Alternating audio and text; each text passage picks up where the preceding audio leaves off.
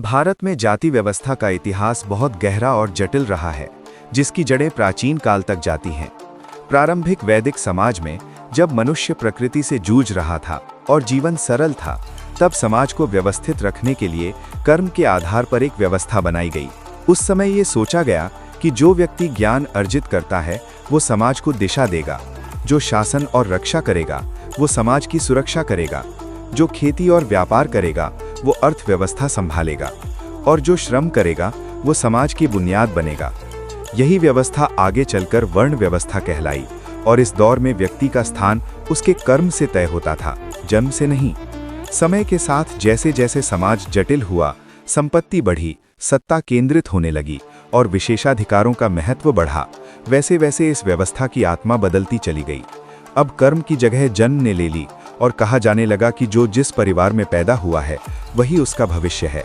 यहीं से वर्ण व्यवस्था धीरे धीरे कठोर जाति व्यवस्था में बदल गई। सामाजिक गतिशीलता समाप्त होने लगी और एक अदृश्य लेकिन मजबूत दीवार समाज के भीतर खड़ी हो गई, जिसने लोगों को ऊंच और नीच में बांट दिया।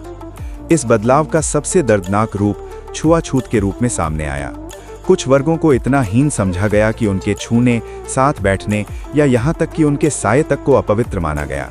उन्हें शिक्षा से वंचित रखा गया, मंदिरों और सार्वजनिक स्थानों से दूर कर दिया गया, और उनके श्रम पर समाज निर्भर होते हुए भी उन्हें सम्मान नहीं दिया गया। ये केवल सामाजिक भेदभाव नहीं था, बल्कि मनुष्य की गरिमा पर सीधा प्रहार था। मध्यकाल में जब ये व्यवस्था और कठोर होती चली गई, तब समाज के भीतर से ही विरोध की आवाज उठने लगी। भक्ति आंदोलन के संतों ने सरल भाषा में लोगों को ये समझाया कि ईश्वर जाति नहीं देखता, इंसान को इंसान के रूप में स्वीकार करता है। कबीर, रैदास, नामदेव और मीरा जैसे संतों की वाणी ने आम लोगों के मन में ये सवाल पैदा किया कि यदि ईश्वर सबका है तो इंसान क्यों बटे हुए हैं। ये आंदोलन सामाजिक चेतना की एक महत्वपूर्ण शुरुआत था। ब्रिटिश काल में जाति व्यवस्था ने एक नया रूप ले लिया। अंग्रेजों ने प्रशासनिक सुविधा के लिए जाति को सरकारी दस्तावेजों, जनगणना और कानूनों में दर्ज किया, जिससे जाति केवल सामाजिक पहचान नहीं रही, बल्कि एक सरकारी पहचान बन गई। इससे जातिगत विभाजन और अधिक स्थायी हो गया और समाज में ये भावना गहरी बैठती चली गई। 19वीं और 20वीं सदी में सामाजिक सुधारकों ने इस अन्याय के खिलाफ संगठित संघर्ष शुरू किया। ज्योतिबा फूले ने शिक्षा को मुक्ति का मार्ग बताया, वहीं डॉक्टर भीमराव अंबेडकर ने जाति व्यवस्था को लोकतंत्र और मानव समानता के लिए सबसे बड़ी बाधा माना।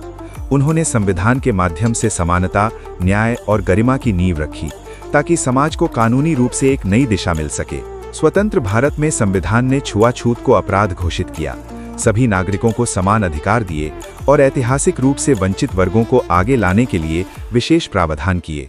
कानून बदल गया, लेकिन सदियों पुरानी सोच को बदलना आसान नहीं था। आज भी जाति कहीं पहचान है, कहीं राजनीति का साधन है और कहीं पीड़ा का कारण।